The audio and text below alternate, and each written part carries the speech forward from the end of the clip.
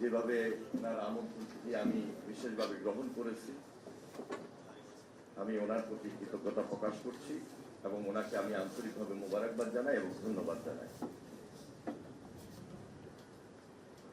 এটা আসলে কোনো রাজনৈতিক আলোচনার মধ্যে এই আলোচনাটা না, তবে ফ্যাসিবাদের বিরুদ্ধেই আমাদের আলোচনা। যদিও এখানে আমাদের জামাত ইসলামের সকল নেতৃবৃন্দ যারা জেলে দীর্ঘ সময় মোকাবেলা করেছেন, জেলবন্দি ছিলেন, অত্যাচারিত, নির্যাতিত, এক কথায় মজলুম, উপস্থিত এটিএম আজহারুল ইসলাম সহ সম্মানিত অতিথিবৃন্দ, সুধীমণ্ডলী, আসসালামু আলাইকুম ওয়া রাহমাতুল্লাহি ওয়া বারাকাতুহু। আমি সবসময় তো রাজনীতি নিয়ে একটু ব্যস্ত থাকি এবং আমার ছাত্র জীবন যখন হাসিনা বিরোধী আন্দোলন ছিল তখন একদিকে পালিয়ে থাকতাম, আর একদিকে পালানো অবস্থায়ও প্রোগ্রাম করা, অর্গানাইজ করা, ওই ব্যস্ততার মধ্যে দিয়ে আমার জীবনটা এখনো একইভাবে চলছে। আমার দল বাংলাদেশ জাতীয়তাবাদী দল, একদিকে দলের কর্মকাণ্ড, আরেকদিকে সরকারের এই মুহূর্তে গুরুত্বপূর্ণ দায়িত্বের কারণে আরো বেশি ব্যস্ত সময় আমাকে কাটাতে হয়। আমি বরাবরই কখনো একটা বই লিখবো এই সুযোগটা পাইনি। কতবার জেলে গিয়েছি, কতবার ডায়েরিতে বরাবরের মতো এইভাবে নোট করেছি। ওনার যেরকম লেখা হয়েছে আমার লেখা হয়নি।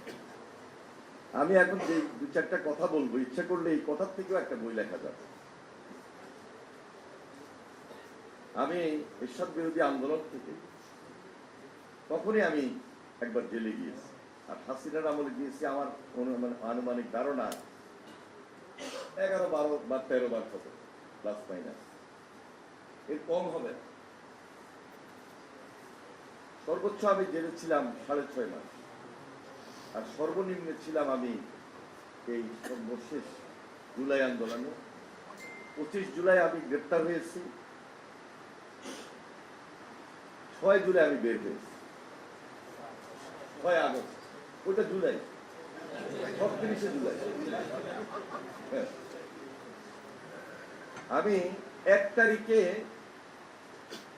6 মাসের জন্য বাজার করেছি, আমি এবং ব্যারিস্টার আমদার রহমান পাঠক সিদ্ধান্ত নিয়ে, টাকা একদম পিসির টাকা দিয়ে ইলেকট্রিক চুলা পর্যন্ত কিনেছি।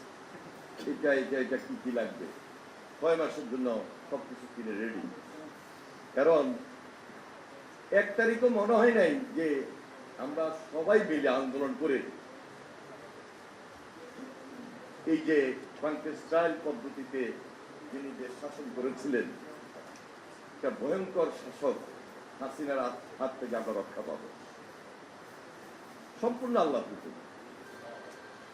5 তারিখে যখন রেডিওতে শুনলাম যে হাসিনা উড়াল দিয়েছে, পালিয়ে গেছে, তখন আমরা একজনে আরেকজনকে আলিঙ্গন করলাম চোখের পানি দিয়ে। 5 তারিখ ভোরবেলায় আমরা কয়েকজন মিলে কথা বললাম যে এত বৃষ্টির মধ্যে সবাইকে আসলে জড়ো হইতে পারবে? ঠিক 10:30, 11টা যখন রোদ্র দেখলাম, আমরা জেলখানায় বসে একটু আশার আলো পেলাম যে না, আমার ছাত্র ভাইয়েরা, দেশবাসী সবাই একত্রিত হবে এবং আজকে না হোক, আজকের কথা তো আর বলি নাই 5 তারিখে, যে কোনো সময় হাসিনার বিদায় হতেই হবে, কারণ সবাই ঐক্যবদ্ধ। এবং এর আগে প্রতিদিন যেভাবে লাশের পর লাশ, খুনের পর খুন, আমার লক্ষ্মীপুরে আমি 4 তারিখে আমার লক্ষ্মীপুরের 4 তারিখে আমি জেলখানায় থেকে চুরি করে টেলিফোন করেছি যে কি হলো লক্ষ্মীপুর। একই দিনে 13 জনের সেখানে মৃত্যু জেলখানায়, একই দিনে 13 জনের মৃত্যু। ফার্স্টে আমাদের দলীয় মানে ফ্যাসিস্টের বিরুদ্ধে যারা আন্দোলনে ছিল তারা হলো 8 জন, এবং এর পরবর্তীতে ওই যে গডফাদার তাহের তার বাড়ি ঘেরাও দিয়ে চারপাশে আগুন যখন জনতা লাগিয়ে দিল, ওই আগুনের মধ্যে পড়ে মারা গেল 6 জন কি 7 জন, সব মিলে 13 জন না 14 জন, 13 জন। এই ছিল লক্ষ্মীপুরের চিত্র 4 তারিখে। এইভাবে তো 25 তারিখ, 26 তারিখ, 27 তারিখ কন্টিনিউ মৃত্যুর মিছিল। আমি এই সর্বশেষ এই কথাটা বললাম এই কারণে যে আল্লাহর হুকুম ছাড়া শেখ হাসিনার বিদায় হয় নাই।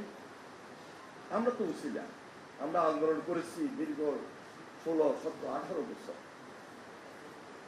আন্দোলন করতে গিয়ে ব্যারিস্টার আরমানের পিতা কাশেম সাহেব আমার সঙ্গে দেখা হলো সুরমাতে গাজীপুর কাশিমপুর। বললো হ্যাঁ তোমার এখানে এত কাঁঠাল সুরমাতে, তুমি আমার এখানে কাঁঠাল পাঠো না, একা একা খাও। আমি বলি দেখেন আমি খুব একটা কাঁঠাল বেশি খাই না, আম পাইলে বেশি খাই। আমি তোমার জন্য আম পাঠাবো, তুমি আমার জন্য কাঁঠাল পাঠাবো। আমি ওনার সঙ্গে দেখা হওয়ার পর 3-4টা কাঁঠাল প্রতিদিন কেটে কেটে পাঠিয়ে দিতাম। খুব পছন্দ করতেন কাঁঠাল। আমি 26 ছেলে ছিলাম, এই 111-এর কথা বলতেছি, পুরাতন। ফার্স্টে ছিলাম এরশাদ নগরে, যেখানে এরশাদকে রাখতো, ওটার নাম ছিল এরশাদ নগর। পরে ছিলাম 26 ছেলে। তা আমাদের আজকের প্রধানমন্ত্রী জনাব তারেক রহমান তখন পেয়ে গেল। তা আমরা তো তখন ওনার সঙ্গে দেখা করা তো আমাদের জন্য কঠিন ছিল, দেখা করতে দিত না। লুকে আমরা দেখা করতাম, লুকিয়ে আমরা তার পাশে যাওয়ার চেষ্টা করতাম। তার উপর অত্যাচার নির্যাতনের কাহিনী তো নতুন করে বলার প্রয়োজন নাই। এখনো তিনি প্রাইম মিনিস্টার, কিন্তু ওই যে অত্যাচার নির্যাতনের চিহ্ন নিয়েই চলছে। একদিন এই 26 ছেলে আমার সব সিনিয়র ব্যারিস্টার মজুর সাহেব, কর্নেল অলি সাহেব, মির্জা আব্বাস সাহেব, সাইদি সাহেব, মতিউর রহমান নিজামী সাহেব, তারপরে আব্দুল কাদের মোল্লা সাহেব, তারপরে কামরুজ্জামান সাহেব, মুজাহিদ সাহেব, যে ফিস্ট তোমাকে ব্যবস্থা করতে হবে, খাওয়া দাওয়ার একটা ভালো আয়োজন করতে হবে।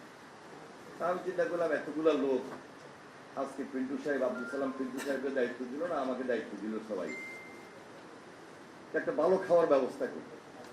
তা আমি একদম জেলখানায় টাকা দিয়ে তাজা মুরগি নিয়ে আসলাম 10টা। আনার পর দেখলাম যে এই মুরগিগুলা যদি আমি আগের দিন জবাই করে রাখি তাহলে এটা পুরানো হয়ে যাবে, যেদিন ফিস্ট হবে, খাওয়া হবে, ওই দিন সকালেই জবাই হবে। তা আমি ওইখানে একটা ওই যে আমাদের দেশে যে ফট থাকে না মুরগি রাখার, এরকম একটা বানানোর চেষ্টা করলাম। বানায় ওইখানে বাবু শ্রী শাহজাহান, মনে আছে, নরসিংদী বাড়ি, তো ওকে দিয়া সব ব্যবস্থা করলাম, আইটেম সব রেডি করলাম। ওই দিন খাওয়া দাওয়া হলো। খাওয়া দাওয়া যেদিন হলো, ও এর আগে কিন্তু আমার মুক্তি হবে, পরের দিন আমি বের হবো, এই জন্য স্পেশাল খাওয়ার ব্যবস্থা। আমি খাওয়া দাওয়া শেষ, পরের দিন আমি বাইর হব।